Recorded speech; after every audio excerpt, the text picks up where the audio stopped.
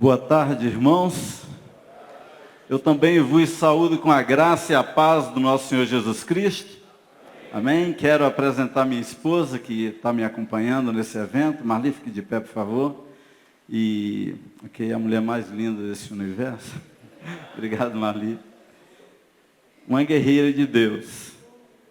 Dizer que é uma alegria muito grande estar aqui com vocês hoje e, acima de tudo, agradecer a cada um de vocês que estiveram em suas igrejas, se mobilizando em oração por nós, enquanto nós estávamos ali naquela jaula, naquela penitenciária, sofrendo, mas com a presença de Jesus do nosso lado. Eu aprendi naquele tempo lá que Jesus, ele pode não nos livrar da dor, mas ele se faz presente no meio dela. Eu pude sentir a cada dia a presença de Jesus, reverendo Arival, naquela penitenciária. Você não tem ideia, quando eu estava entrando por aquelas portas e eu comecei a ver ratos correndo por aquelas paredes, e não era um não, tinha parece que ninhadas e vários. E moscas penduradas em todos os lugares, barata por tudo, mosquito. E homens, eram 11h30 da noite, tinha homens deitados no corredor, porque era muito cheio, um espaço de mais ou menos 40 metros quadrados, e eu contei 45 homens dentro daquela cela. E eu falei, eu tenho que conhecer o banheiro desse lugar, porque... E quando eu fui um pouco mais para frente, tinha um salãozinho com um buraco no meio de uma saneta turca, e onde 45 homens usavam, e tinha vários baldes cheios de água, onde eles usavam uma caneca para tomar o banho, e aqueles baldes e a caneca parecia peça única com banheiro em insalubridade, e eu fiquei pensando, meu Deus, é só hoje, né? Era 11h30 da noite, eu pensava, amanhã, antes do café da manhã, eu devo voltar para casa. Eu passei 150 dias naquela penitenciária. E eu suportei, porque você estava orando, a sua igreja estava orando, as crianças da sua igreja estavam orando, e Jesus se fazia presente comigo ali. Todo dia de manhã, eu acordava em pranto, chorando, com saudade da minha esposa, saudade dos meus filhos, das minhas ovelhas, do meu ministério, da minha liberdade.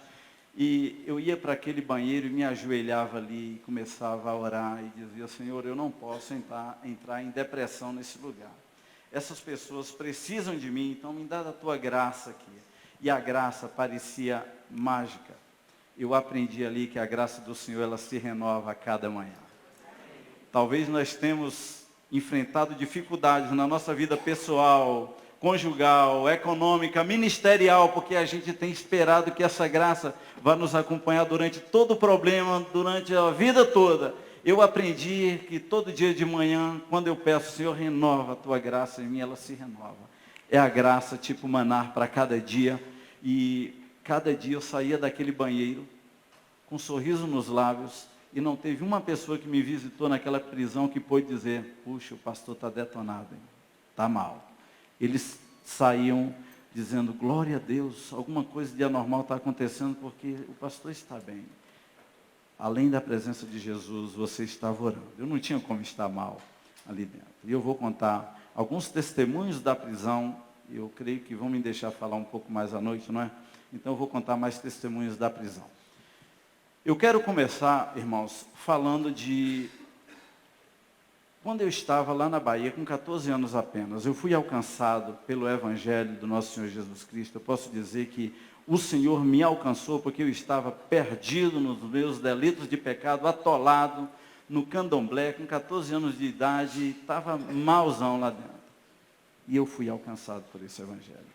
Mesmo aos 14 anos, eu estava deitado num sofá na casa da minha avó, assistindo a um documentário, quando passou o documentário era sobre os pigmeus, e eu me identifiquei com eles na hora. E pensei, me levantei do meu sofá, aqueles pigmeus, eles estavam comendo morotós, eu acho que baianos conhecem bem esse termo, lavas de madeira, aquelas lavas grandes, eles estavam comendo gafanhotos e outras coisas ali, eu fiquei muito compadecido, só depois que eu vim ver que era parte da alimentação em Zimbábue, e eu fui num supermercado em Zimbábue e tinha uns sacos assim, vendendo aqueles morotós em litros. E alguns, depois que comprava, pegavam um e mastigavam assim, com o óleo correndo pela boca, e litros de gafanhotos. Eu falei, caramba, e daquele tempo eu achava horrível aquela história de ver os pigmeus vivendo daquela forma, no meio do mato. E eu me levantei naquela sala da minha avó e fiz uma oração a Deus, dizendo, Senhor, deve ter muita gente sofrendo por aí. Conta comigo. Eu quero ajudar a aliviar o sofrimento dessas pessoas. Depois fui para Jocum, conheci a minha esposa lá, graças a Deus. Nos casamos, nos conhecemos, namoramos, ficamos noivos e nos casamos em 6 meses. E depois de 7 meses fomos para a África ser missionários no país da Guiné-Bissau, uma nação pequenininha no oeste da África, naquela época tinha 1,2 milhões de pessoas, e estava entre os 40 menos evangelizados, os 10 mais pobres do mundo, e segundo Patrick Johnstone, no livro Intercessão Mundial de 1990, tinha 94% de analfabetos, já tinha em 1990 15 anos sem energia elétrica, 48% de animistas, 44% de muçulmanos, já disse, e naquele lugar nós fomos morar ali. Você não imagina a pobreza, o sofrimento que a gente estava entrando. O avião, quando ele começou a dar volta, ali na Guiné-Bissau, a gente estava vindo de Portugal, eu olhei, não vi nenhuma luz acesa, e eu falei, meu Deus, a gente vai cair aqui, deve estar no mar, o avião deve estar em pânico. E, de repente, eu vi um luzeiro acendendo.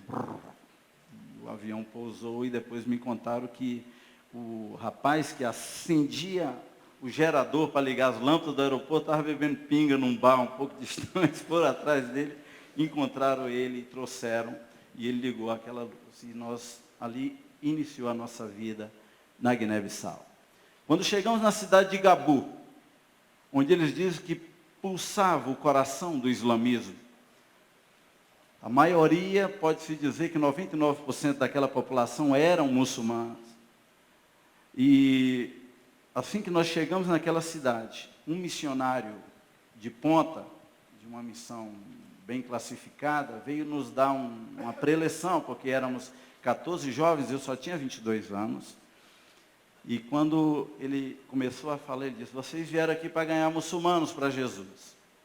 Eu quero dizer para vocês esquecerem essa ideia. Muçulmano não se converte. E vocês podem estragar o bom trabalho que nós estamos fazendo nesse país. É melhor vocês trabalhar com tribos animistas, porque é onde o povo está se convertendo. Vocês vão estragar o nosso trabalho. Então, esquece evangelização com muçulmanos. Eu perguntei, mas nós vamos fazer o que com eles? Não, faz amizade. E eu pensei, e vai um monte de gente para o inferno desavisados, porque nós só fizemos amizade, não podemos compartilhar o evangelho. Desde os 14 anos, quando eu fiz aquela oração, eu prego o evangelho. Aqui em São Paulo eu já preguei em metrô, dentro de ônibus, dentro de trem, em estação, na Aparecida. Eu vivi evangelizando esses lugares. Aí eu chego num lugar que Deus me chamou e aparece um cidadão dizendo, não pode falar de Jesus. Eu com 22 anos, pronto para morrer por esse evangelho, ouvi tudo aquilo e eu pensei, gente, tem alguma coisa que não está certa. Eu não posso ir embora, eu vou pregar esse evangelho, vou ver o que diz a Constituição do país. A Constituição é laica. Falei, não tem religião o país. Falei, ótimo. Aí falei, agora é hora de orar, jejuar, e fui ler a minha Bíblia, e Deus falou comigo claramente em João 8,32, conhecereis a verdade vos libertará. E o Espírito de Deus começou a falar comigo, é conhecendo a verdade que esse povo vai se entregar a Jesus. Aí eu tinha 2 opções ali. Uma era me coadunar ao ensinamento de uma missão já bem conhecida, já desenvolvendo um trabalho por longos anos entre muçulmanos, ou me arriscar a pregar esse evangelho. Aí eu fui pela segunda opção. Falei, eu vou pregar esse evangelho. O que acontecer, eu vou crer firmemente que veio de Deus. Outro missionário chegou e falou, você sabe que você pode colocar todo mundo em risco. Eu pensei, o evangelho não chegou até mim, até a minha vida, até a minha cidade, até a minha casa, sem derramamento de sangue. Se tiver que ser assim aqui, então será. Mas eu vou pregar esse evangelho. No domingo, peguei meu violão convidei outros missionários, nós fomos para uma praça pública, num país, numa cidade onde nunca se tinha pregado o evangelho e ter culto público ainda. Então peguei meu violão, comecei a cantar alguns cantos que eu já tinha aprendido na língua daquele povo. Nós estávamos ali há 2 meses e meio, mais ou menos. Pela graça de Deus, eu digo graça mesmo, eu já tinha aprendido a língua crioulo. Era uma fome, um desejo muito grande de compartilhar o evangelho para aquele povo. Guiné-Bissau, a língua era português, é português, a língua oficial. Uma média de 10% da população fala português. 47% fala crioulo. E tem mais 30 e poucas etnias. E o crioulo é a língua de unidade nacional, e eu pensei, eu tenho que aprender essa língua, eu preciso aprender, me envolvi com o povo, com criança, nas ruas, nas noites, até que eu aprendi a falar. Fui para aquela praça e começamos a cantar. Juntou muita gente, porque era um grupo de branco, no meio de uma praça pública cantando ainda, então virou show, veio aquele monte de gente, vinha policiais, e eu pensei, daqui a pouco o bicho vai pegar. Terminamos de pregar, fomos para casa. No dia seguinte, eu estava na minha devocional, alguém bateu no portão, e eu fui abrir e eu pensei, é a polícia, deve ter vindo para me levar. Mas eu estava consciente e pronto. Então, reverendo Arival, eu já estava pronto para ser preso lá, em 1990. E quando eu abri o portão, tinha um garoto, magricela ou magrinho, um saquinho de amendoim na mão, e ele falou, Tubaco, um bili papia, um misto que vida cumprido, que a boba papia dele é ontem lá na praça. E me entregou aquele saquinho de amendoim de presente. Ele falou, Branco, eu estou aqui porque eu quero aquela vida eterna. No crioulo fala vida cumprida. Aquela vida eterna que você falou dela ontem lá na praça. Eu quero. E eu mandei ele entrar, depois orei com ele, comecei a ensiná-lo a palavra de Deus. E eu estava, assim, com o coração muito empolgado, porque era a primeira alma. E eu falei, se eu não tivesse pregado, provavelmente ia passar o tempo e esse não ia se converter. E eu estava com meu coração, assim, cheio de fogo para fazer a obra de Deus, para evangelizar. Eu falei, se veio um, vai vir 1000, eu vou continuar pregando. E aquele rapazinho, eu comecei a ensinar a palavra de Deus para ele. E no final de 6 meses, veio um pastor da capital e o batizou. E eu estava andando na rua, eu fiz um programa de evangelismo para aquela cidade, nós começamos a evangelizar, rua por rua, casa por casa. Se você gosta de fazer mapeamento, é um bom mapa para fazer. Pega um caderno, um papel e vai nomeando as ruas e começa a sair. Gente, dá um resultado que você precisa ver.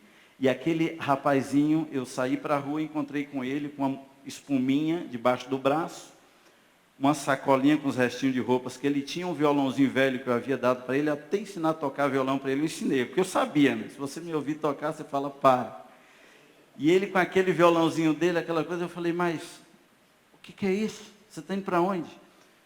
Aí ele me contou a história. Quando eu cheguei em casa, depois do batismo, meu pai me falou, essa casa é muito pequena para um protestante e um muçulmano viverem juntos. Pega a sua coisa e vai embora. Pega as suas coisas. Você não pode morar aqui. Eu falei, então vamos lá para casa. Ele falou, não, eu não quero que os meus pais, que os meus parentes e amigos pensem que eu saí da casa dos meus pais porque eu queria ir morar com os brancos. Eu quero que eles saibam que eu saí da casa dos meus pais por causa de Jesus. Ele vai cuidar de mim. Então ele alugou um quartinho num canto lá e foi morar naquele quartinho. Naquela semana roubaram tudo dele, ele ficou desvalido, sem nada. Aí um pastor da capital guineense convidou ele para ir para lá, para a capital, morar com ele. Ele foi, de lá uma irmã o trouxe para o Brasil e começou a colocá-lo na escola para terminar os estudos dele, e no meio disso ele terminou em contato com a igreja presbiteriana. O pastor da Quinta Presbiteriana em Belo Horizonte trouxe ele para cá, para a Quinta Presbiteriana, começou a trabalhar com ele, ele terminou os estudos, entrou no seminário, se formou e virou pastor. Presbiteriano, pastor Seco Diabo. Eu quero mostrar uma foto dele aqui.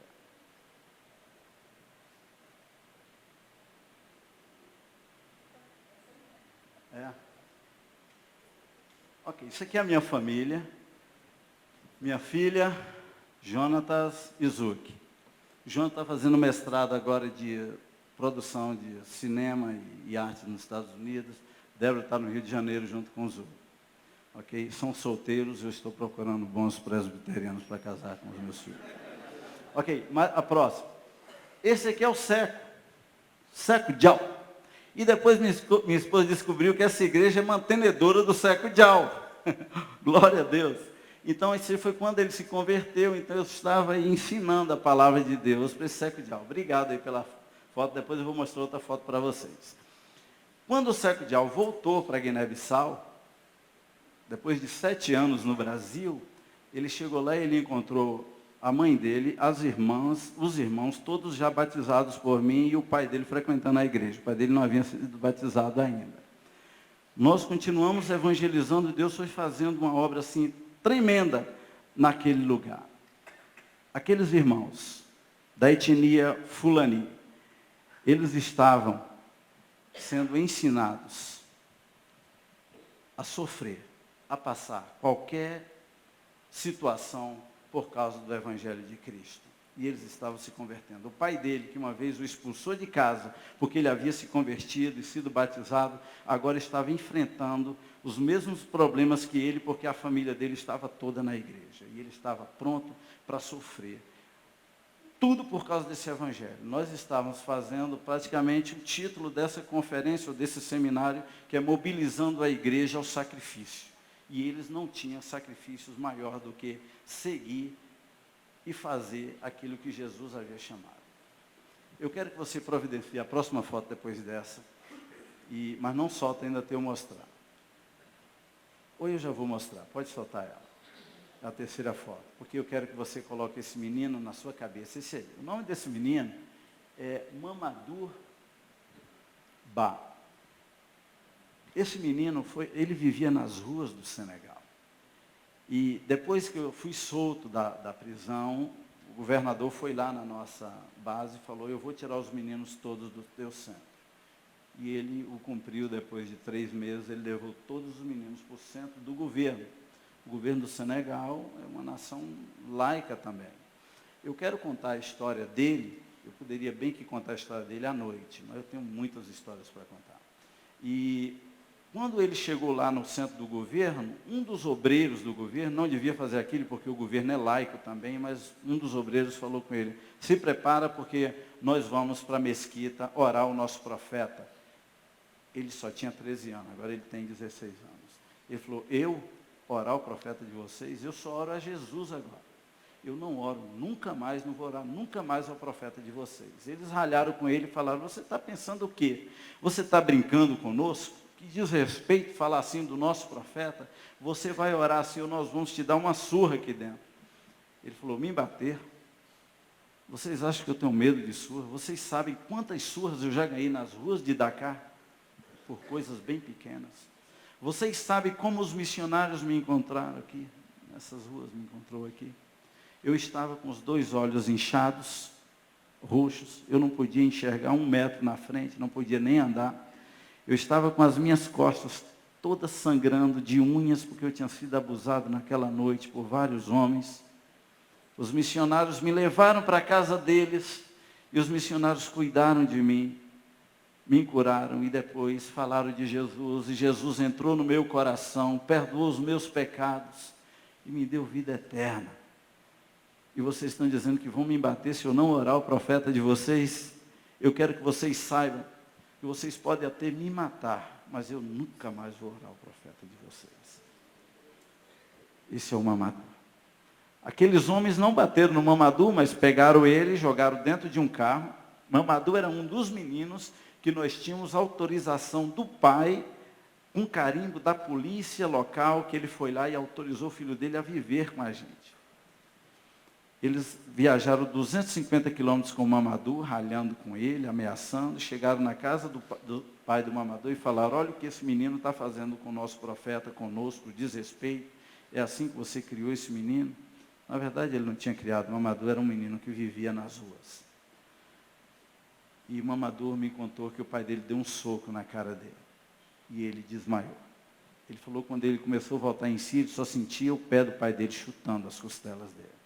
Depois o pai dele pegou ele pela camisa, saiu arrastando pelas ruas, chegou dentro de uma mesquita e jogou ele lá dentro. Falou, agora você vai orar ao nosso profeta, ou eu vou dar um fim em você aqui mesmo. E o Mamadou falou que ele foi respirando com certa dificuldade, reunindo forças, e ficou em pé e fez uma oração bem forte em nome de Jesus. O pai dele falou: esse menino está endemoniado, isso é demônio. Eu vou marcar lá em casa um dia para a gente expulsar esses demônios. E marcou uma data e comprou vários amuletos, patuás, e levou para a casa dele, jogou num canto lá, e disse: isso aqui é para fazer descapetamento. E o Mamadou levantou de noite e fez xixi em cima de tudo aquilo. O pai dele, quando viu aquilo, ficou possesso. Pegou o Mamadou e deu uma surra mais violenta ainda no Mamadou, jogou ele para fora de casa e falou: não quero que você apareça aqui nunca mais. Desmarcou com os amigos a cerimônia e o Mamadou voltou 250 quilômetros para a capital de Dakar. Eu já estava com habeas corpus e alguém falou: pastor, o Mamadou está nas ruas. Eu mandei buscar o Mamadou. O Mamadou chegando lá, quando ele chegou em casa, eu chorei de ver o Mamadou com a roupa maltrapilha que ele estava, camisa muito velha, cabeludo, um short rasgado, um tênis muito velho no pé e sujo, e andando arqueado, de fome. E ele passou a me contar como ele estava vivendo. E quando eu vi, eu chorei. E falei: Mamadou, eu sinto muito por você, Mamadou. Ele falou: pastor, não sinta nada por mim, não. Todos os meninos que moram nas ruas, todos os moradores de rua, lá daquela região onde eu estou, já sabe quem é Jesus, já sabe do amor de Jesus por nós. Eu estou lá pregando o Evangelho de Cristo. Você quer sacrifício maior que esse? O Mamadou, ele dormia debaixo das marquesas, cobrindo-se de papelão, comendo o resto de comida que ele encontrava no lixo. Já viu um missionário desse tipo? O Mamadou estava lá pregando o Evangelho. Eu falei: Mamadou, eu não posso deixar você lá não, cara. Tirei ele de lá e ele ficou morando no nosso projeto. E um advogado falou: José Dilson, se o governo souber que você está com o Mamadou, então vai ficar difícil a gente defender você no dia do seu julgamento. Você tem que tirar esse menino daí. Então consegui um pastor, onde o Mamadou está vivendo com ele agora. O Mamadou é o melhor aluno da escola dele, já recebeu vários quadros de honra. O Mamadou fala inglês, francês, fula, wolof, crioulo, e se você falar devagarinho, ele ainda entende português. Eu espero um dia poder trazer o Mamadou para ele falar para vocês o quanto ele ama Jesus. Nós estávamos ali treinando esses novos convertidos, esses meninos de rua, meninos desvalidos, a estarem prontos para o sacrifício. Nós não tínhamos muita gente no início lá em Guiné-Bissau, tínhamos uma pessoa, e nós resolvemos trabalhar nessa pessoa, que era o Seco Dial. O Seco Dial agora é um pastor renomado lá em Guiné-Bissau. A história dele, Seco Dial, está nesse livro, Lágrimas Milagres. Você vai encontrar o nome dele aqui como Caramoco, que significa amigo. Eu conversei com ele, ele preferiu que eu colocasse outro nome, porque ele está trabalhando com muçulmanos, e eu fiquei feliz, pastor Arivaldo, de saber que esta igreja está ajudando o Mamadou. Isso é uma bênção muito grande. Com Seco. Quem sabe já estou profetizando também, né? Abre a sua Bíblia em Mateus capítulo 5.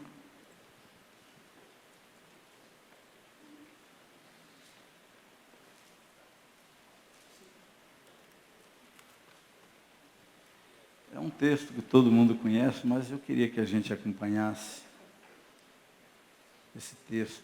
Mateus 5, 10, 11, 12.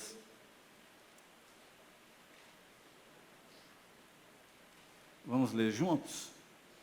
Uma só voz? Bem-aventurados os perseguidos, porque deles é o reino dos céus. Bem-aventurados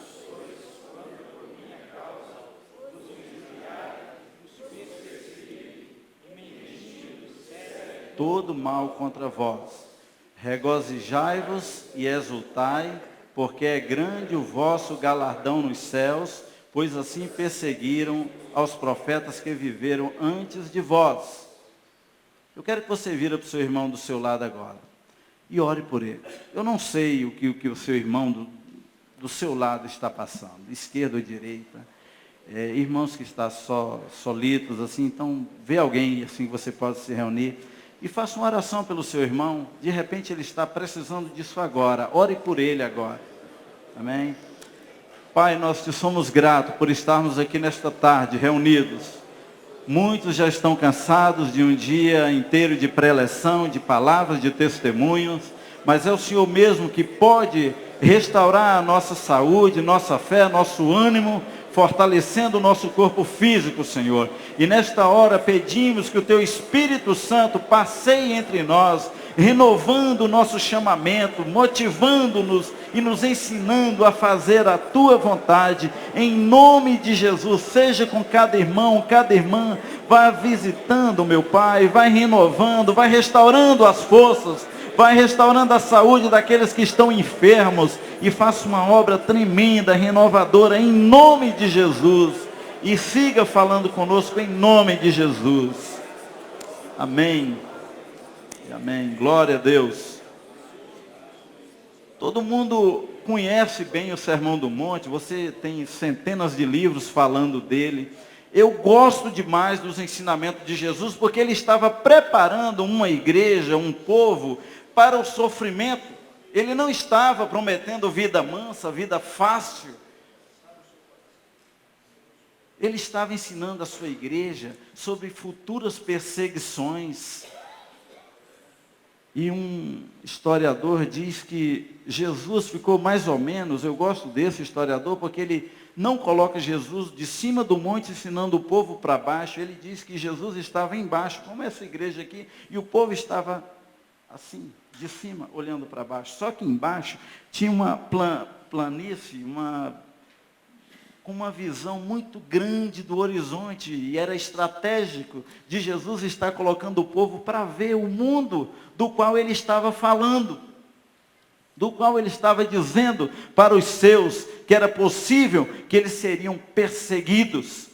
Desde o início, Jesus Cristo não falou com a igreja dele que você estaria encontrando vida fácil no campo missionário ou no campo ministerial. Eu sei que tem pastores aqui sofrendo, família com dificuldade, com filhos que detestam o ministério pastoral e não aguentam nem ouvir falar, porque eles acham que o pai poderia ter uma profissão melhor ou viver melhor. Pais que já ouviram de filhos dizer: eu detesto a sua profissão, eu não gosto, não quero servir esse Jesus. Eu conheci um pastor que chegou para mim com lágrimas, chorando muito, dizendo: meus 2 filhos falaram que eles não querem seguir Jesus, detestam Jesus, porque Jesus roubou o pai deles. Ele havia plantado dezenas de igrejas entre muçulmanos, e ele falou: de que valeu eu ganhar tantas almas para Jesus e perder meus 2 filhos? Eu falei: meu irmão, a sua obra não é vão no Senhor, não é vão. Deus viu o seu sacrifício, tudo que você fez, inclusive por sua família e os seus filhos. Eles são herança do Senhor, e cedo ou tarde eles vão voltar humildemente diante de Jesus, porque você ensinou a palavra de Deus para eles. Eu não sei, irmãos e irmãs, o que vocês têm passado. São esposas que de repente têm pensado: a gente poderia ter uma vida melhor do que essa. Meu esposo, pastor, a gente está acabando com a nossa vida, nosso futuro. Eu quero te encorajar, minha irmã, vocês não estão perdendo nada deste mundo podre. A nossa vida aqui é passageira. Jesus Cristo estava ensinando isso para a sua igreja. Vocês vão ser perseguidos, vocês vão passar por tribulações. E durante toda a Bíblia você vai ver Jesus Cristo dizendo: eu estou enviando vocês para o meio de lobos. Eu estou enviando vocês para dificuldades. No mundo tereis aflições, mas tem de bom ânimo, porque eu venci o mundo. E Jesus vai ensinando e treinando essa sua igreja dessa forma. E você encontra o nosso Senhor preparando os seus para uma dificuldade bem maior do que que todos nós passamos. Jesus estava ensinando a futura igreja sobre as dificuldades que ela teria que passar e que ela iria passar.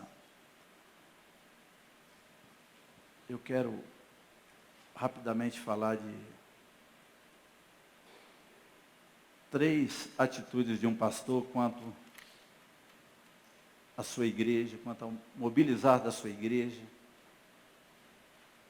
E o pastor deve estar mobilizando a sua igreja para o alcance. Eu já vi vários pastores infelizes por ter uma igreja muito pequena, sem resultado. Já vi pastores muito felizes por ter uma igreja bem pequenininha e mesmo sem resultado ele está feliz ali dentro e celebra porque tem uma igreja pequena. Mas já vi pastores sonhando em ter milhares e milhares de membros e infelizes porque não estão conseguindo chegar aonde os seus sonhos já chegaram. Eu quero dizer que nós precisamos aprender isso, mobilizar a nossa igreja para o alcance. Isso que esse pastor terminou de falar, onde você pode alcançar, você pode mobilizar, mas você não precisa de muito, precisa de um. Aquele pastor só tinha a esposa. Lá no Senegal, eu tinha o Seco, era o primeiro. Em Guiné-Bissau, eu tinha o Seco, o primeiro. E Seco foi ensinado, foi mobilizado, e o Seco estava pronto, até para morrer por causa de Jesus. O Mamadou, esse último, o Mamadou, ele estava tão pronto até para morrer por causa desse evangelho, ele estava levando centenas de pessoas nas ruas a crer em Jesus. Você precisa de uma pessoa chave, uma pessoa de paz, e você pode orar por esta pessoa para que Jesus mande no seu ministério. Talvez você já tenha uma igreja até com um grande número de pessoas, mas vai vir uma especial de Deus que você vai investir, e essa pessoa vai ser o canal para se reproduzir. Se você tem 100, o sucesso vai ser muito melhor ainda. Eu estou falando sucesso do ponto de vista bíblico. Você vai alcançar as pessoas que Deus quer que você alcance. Você vai chegar no ápice do seu ministério com gozo, com vitória. Homens e mulheres que estão morrendo. Eu encontrei um pastor, ele falou, cara, eu não estou mais aguentando, eu tenho que parar, meu. Eu vou morrer a qualquer momento, não estou aguentando mais de cansaço.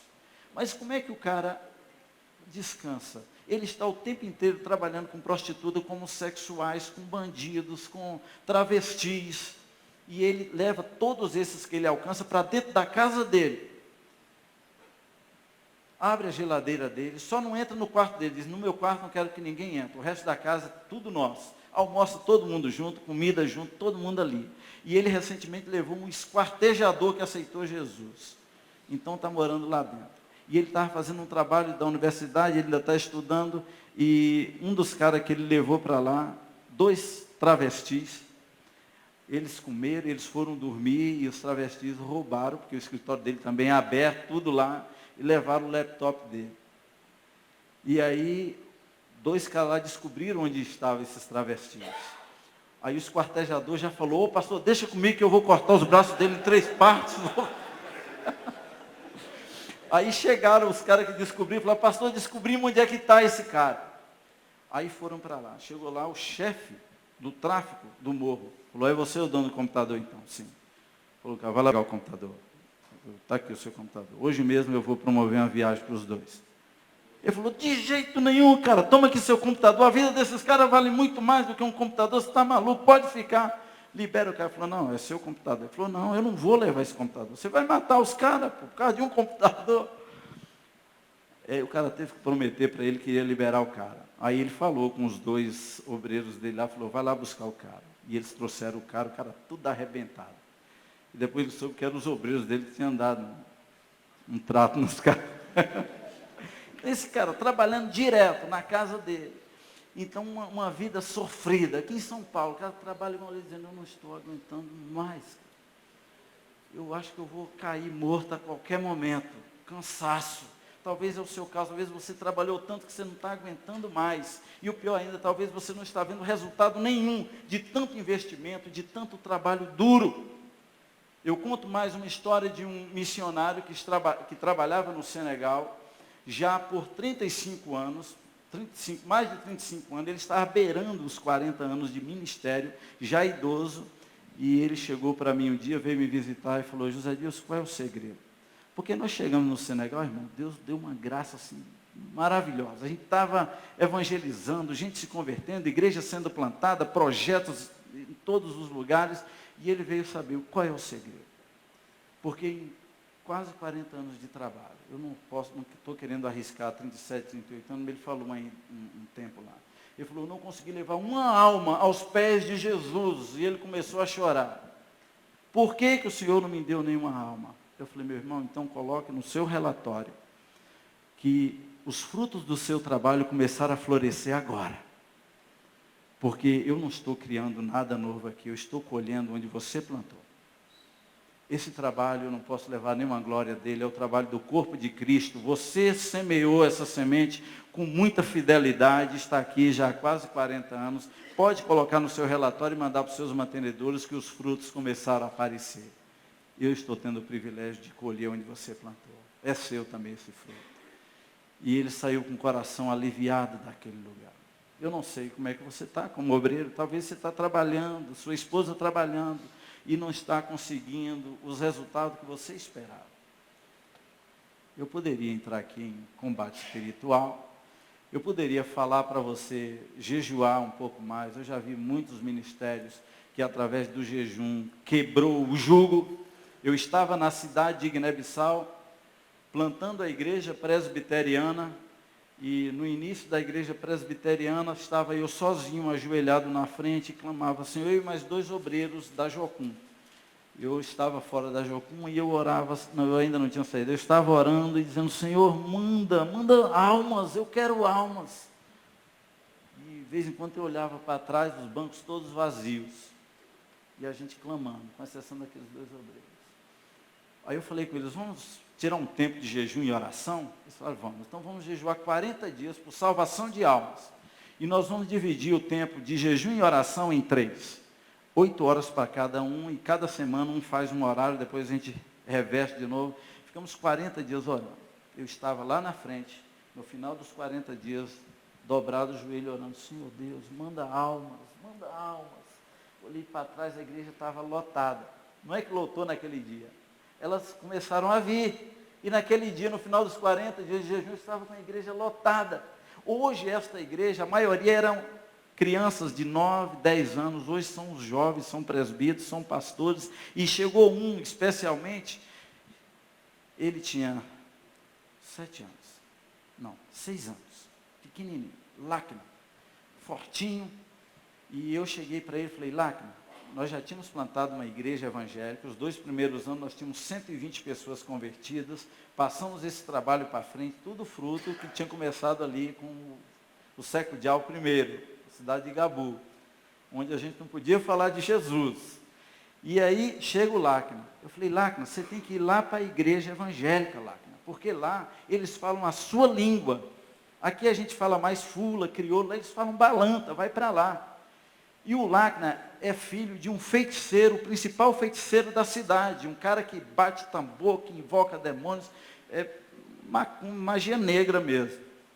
E eu falei, vai para lá. E eu pensava, esse menino, daqui uns dias o pai tira ele daqui, é melhor que ele já fique lá. Também a igreja está perto do centro do pai dele. E ele falou, não, essa aqui é minha igreja. Era a igreja presbiteriana. E eu falava, puxa, esse menino aqui, fui falando com ele. E ele me peitava, criança, sabe que é bem transparente, ele dizia, essa é minha igreja, eu não vou para lá, vou ficar aqui. E eu falava, que menino teimoso. Em suma, o Lacna ficou adolescente, jovem na igreja, veio para o Brasil, fez seminário, agora é o reverendo Lacna, tá, gente? E no dia da ordenação dele lá, o pai dele reuniu toda a família e falou, nós vamos hoje, que é o dia da ordenação do Lacna. Toda a família vai seguir o Deus de Lacna agora. Só eu vou para o inferno, mas todos os outros vão para o céu. E está lá a família do Lacna toda, e o Lacna é o pastor da igreja. Irmãos, o jejum, a oração quebra o jugo. Você pode ler os melhores autores, escutar os melhores evangelistas e líderes. A sua igreja vai ser mobilizada, ela vai crescer e vai frutificar a partir do seu relacionamento pessoal com Jesus, do tempo que você gasta com Ele. É através desse relacionamento, você deve alcançar pessoas para o sacrifício, e isso acontece quando o Evangelho é puramente ensinado com tanta verdade e paixão, ao ponto da pessoa estar pronta ao sacrifício por Jesus. E isso eu ensinava para aqueles que vinham até Jesus Cristo. Eu ensinava com paixão, esse evangelho do nosso Senhor Jesus Cristo, que essas pessoas saíram dali e eu, reverendo, não ensinava dizendo, você tem que morrer por Jesus, hein? Nada, isso é o islamismo que ensina aos adeptos dele. Eu ensinava para vocês têm que amar Jesus, porque ele amou vocês quando vocês não eram nada. Ele me amou quando eu estava no candomblé. Ele estendeu as mãos e me tirou daquele lamaçal. Eu nunca quero fazer mais nada dessa vida, a não ser viver para o meu Senhor. E quando eles vão percebendo isso, eles vão entendendo que vale a pena sofrer por Jesus. A igreja, ela vai atuar de acordo com o fogo que existia no coração do pastor ou da liderança. Eu cheguei numa igreja, culto de oração, e tinha um grupo enorme, assim, de 15 pessoas. Uma igreja de quase 2.000 pessoas. Com 8 pastores, eu fiquei olhando, cadê os pastores? Só tinha um pastor e eu que estava lá. Cadê os presbíteros? Ninguém. Nenhum presbítero. Falei, irmãos, essa igreja não tem tendência em crescer e multiplicar e levar a igreja a ser mobilizada, porque a liderança da igreja não crê no que eles estão fazendo, não tem paixão pelo que eles estão fazendo. Então a igreja tanto faz como tanto fez. Então se os presbíteros não vêm, os diáconos não vêm, os pastores não vêm, e o membro pensa, eu vou para quê? Esse negócio não deve ser importante mesmo não. É preciso que tenha fogo, paixão no nosso coração. Se cremos em um Deus todo-poderoso, se somos capazes de entregar nossa vida sem reservas a Deus, o nosso rebanho compreenderá isso e nos seguirá. Nosso rebanho poderá estar engajado na transformação da tua cidade. Eu posso baixar um pouco mais da tua rua, do seu bairro, da sua cidade, do teu país e do mundo todo. Ela pode estar engajada, mas tudo isso vai ser fruto daquilo que corre no teu coração. Não adianta você só ensinar que o teu rebanho deve ganhar o mundo, mas você nunca vai para evangelismo. Eles vão achar que não vale a pena, que você só está ensinando por ensinar. A sua igreja vai ser o que você é, vai seguir o que você pensa que vale a pena. Segundo, você deve mobilizar a sua igreja ao treinamento. Você alcança a pessoa. Você depois tem que treinar essa pessoa. Você não vai poder entregar para o novo convertido uma Bíblia dizendo vai para a Cracolândia e vai evangelizar na Cracolândia. Depois você vai ter que mandar um segundo para resgatar ele de lá também. Pessoas despreparadas lá na frente de batalha, ela tem que ter no mínimo amor por Jesus. E isso é o pastor que vai inculcar na mente da sua ovelha amor por Jesus, paixão por Jesus. E ninguém vai colocar paixão por Jesus na mente de ninguém se você mesmo não é apaixonado por Jesus. Se você segue o seu ministério porque simplesmente não daria certo em outro lugar, não daria certo outra coisa, então você vai ter certeza que as suas ovelhas vão ser assim também. Eu tenho encontrado pastores e missionários assim, que eles tocam o ministério deles, porque eles mesmos dizem, não, eu até tentei, fui para uma faculdade, até me formei, mas não deu para desenvolver, né? Eu até tentei, mas aqui pelo menos eu tenho um salário, estou educando meus filhos em boas escolas. Não vai funcionar, não vai ter resultados, porque tudo vai ser fruto do seu amor por Jesus. Então você tem que treinar a sua igreja, mobilizá-la, treinar para uma visão mundial. Nossa missão não pode ser menor do que o mundo. Eu louvo a Deus porque esta igreja, e eu creio que muitas das igrejas aqui representadas por vocês, têm tido uma visão de mundo.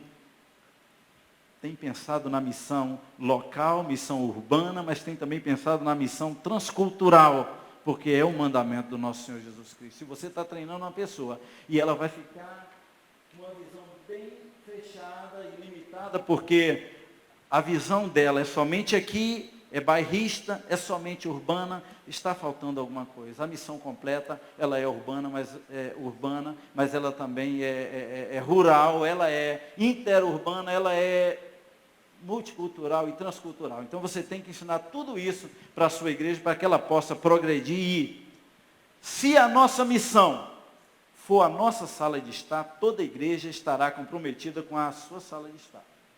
porque a sua conversa é baseada naquilo ali.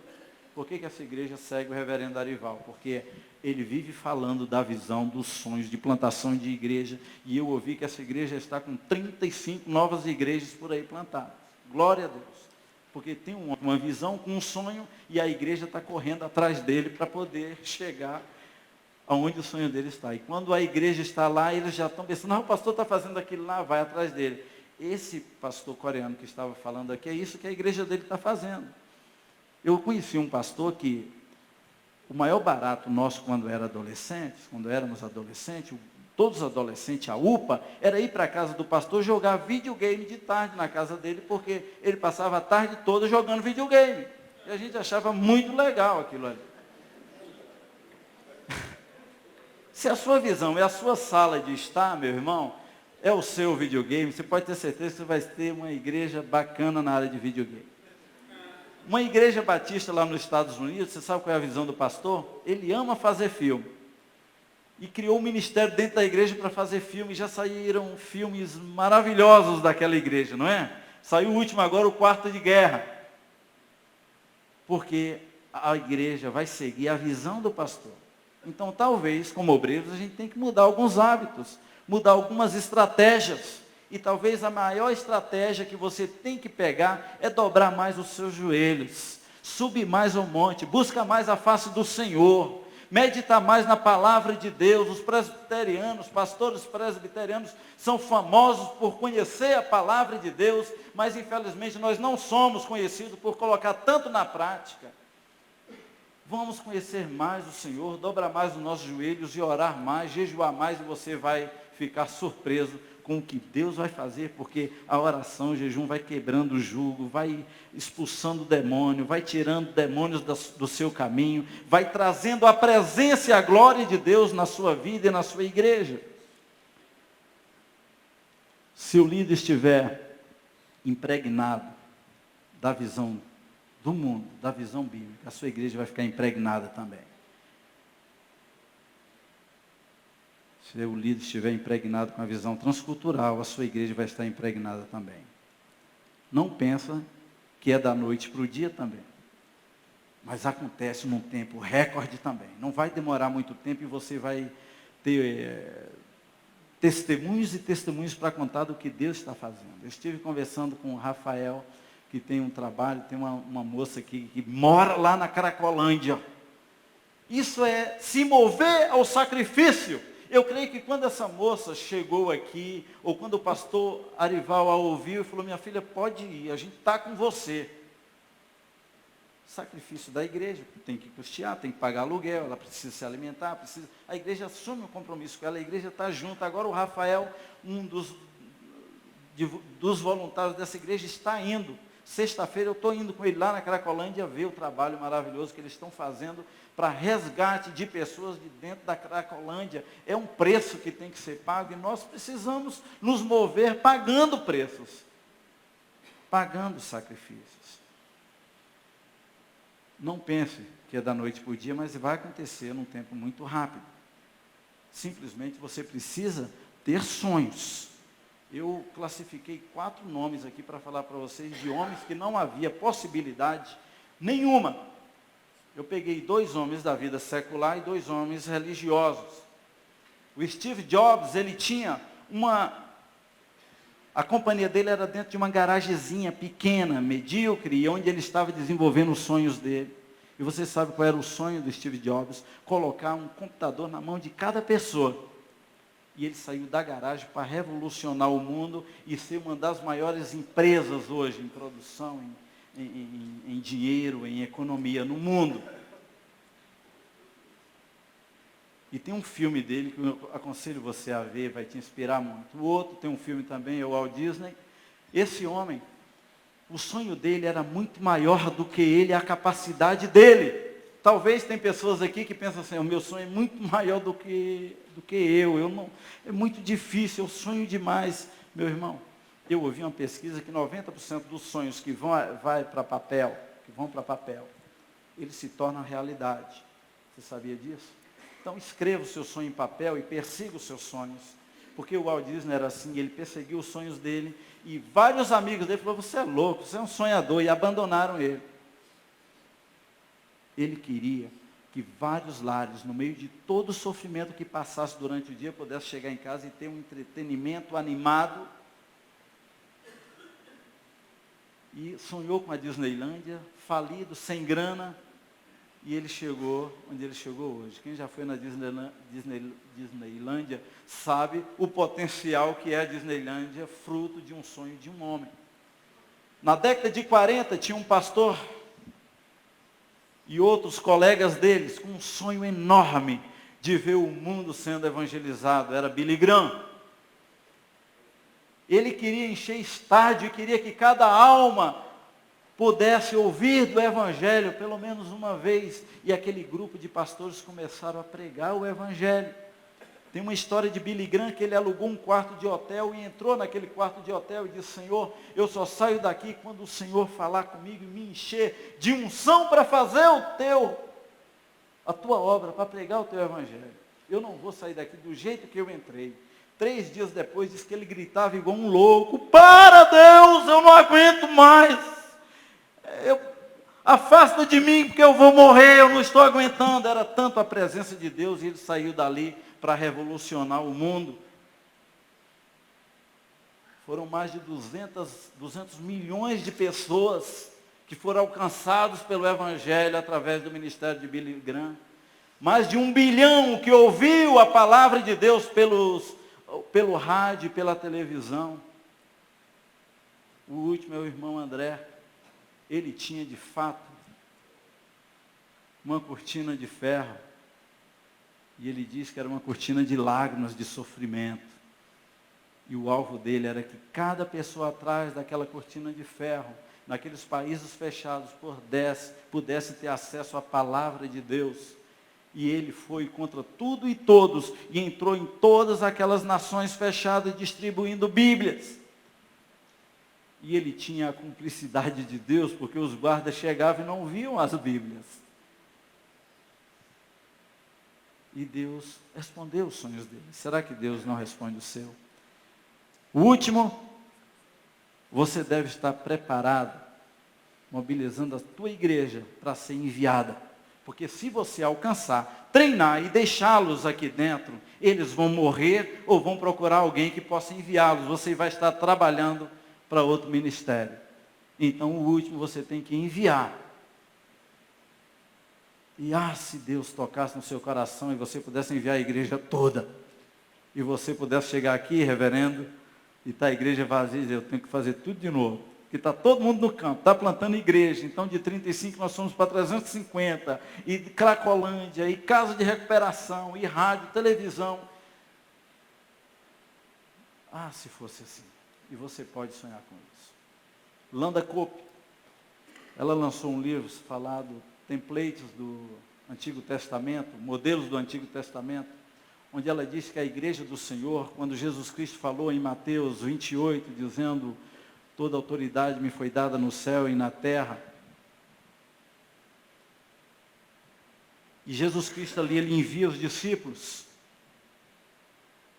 dizendo, indo e fazendo discípulos. Discípulos fazendo discípulos de todas as nações. Ela diz no livro dela que Jesus Cristo estava esperando pelo menos que esses discípulos pudessem discipular as nações, em todas as áreas de necessidade das nações. E no século XVI, quando Gutenberg inventou a prensa, ela diz isso lá, a igreja falou, uau, que oportunidade nós temos agora de imprimir a Bíblia. E a igreja foi lá e imprimiu a Bíblia, e distribuiu a Bíblia no mundo todo, e a Bíblia hoje é o livro que já foi mais impresso no mundo todo. Mesmo quando vieram homens maus e publicaram revistas pornográficas, livros satânicos, a igreja não desistiu de publicar a Bíblia. Chegou a era do rádio, a igreja olhou e falou, que maravilha! A gente pode entrar nos lares bem distantes através do rádio, e a igreja pegou o rádio. Ela diz no livro dela que 80% das rádios no mundo todo está na mão da igreja. Glória a Deus por isso. Quando chegou a televisão, a igreja falou, isso é coisa do diabo. Vamos ficar longe desse negócio. Quando chegou a internet, a igreja falou, isso é coisa do diabo. E hoje, para a gente conseguir fazer um trabalhinho na TV ou na internet, você já sabe, os custos. Ela diz que a igreja do Senhor foi chamada para discipular comunicação, saúde, entretenimento, família, justiça. E de repente você sai desse congresso com uma outra visão e dizendo, então nós vamos fazer alguma coisa. E se você fizer, eu sei que a liderança dessa igreja, o pastor Arival vai estar satisfeito, dizendo, produziu resultado. E é isso que Deus quer que você possa ir, meu irmão e minha irmã. Você deve ter como modelo o nosso Senhor Jesus Cristo. Ele alcançou um grupo de pessoas bem simples. Ele alcançou um século da vida. Mamadou da vida, um menino de rua. Jesus Cristo alcançou pessoas simples. Ele as treinou, andando com elas, pagando um preço junto com elas. Ele não os enviava e ficava lá no controle, no manete lá do PlayStation, do Xbox dele, jogando todo o tempo. Ele estava junto, indo junto, mostrando junto como se devia fazer. Ele estava pagando um preço junto. Jesus Cristo incendeia o coração daqueles homens.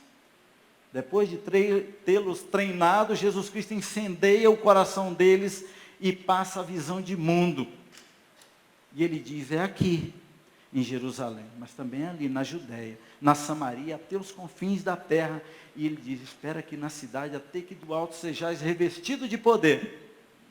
Os discípulos entenderam isso. E o Evangelho atravessou mares, florestas, e chegou até os nossos dias.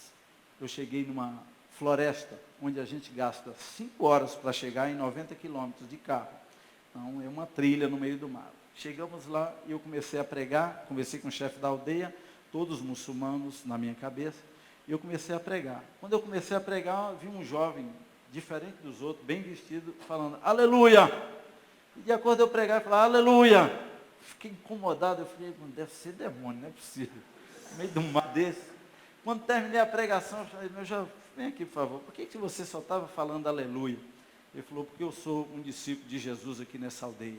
Eu falei, é mesmo? Como é que você conheceu Jesus? Ele falou, pela rádio.